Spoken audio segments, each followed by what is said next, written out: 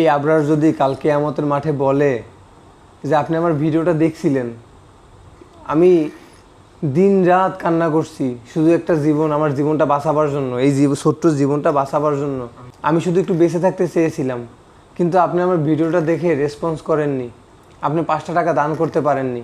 আচ্ছা, মানলাম আপনার 5 টাকা দান করার সামর্থ্য নাই, কিন্তু ভিডিওটা শেয়ার করার তো সামর্থ্য আপনার আছে।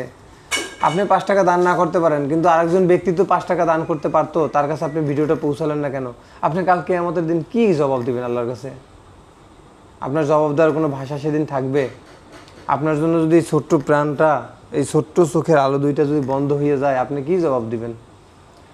আবরারের উন্নত চিকিৎসার জন্য চায়নাতে পাঠাতে হলে প্রয়োজন 18 লক্ষ টাকা হসপিটালে জমা দিতে হবে।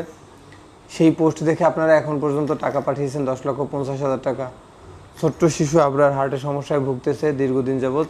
ও জন্মের পর থেকেই হার্টের বাল্ব, একটা রগ শুকিয়ে গেছে, একটা বাল্ব ওপেন হয়নি এবং হার্টের ছিদ্র আছে, যেটা চায়নাতে উন্নত চিকিৎসা আছে।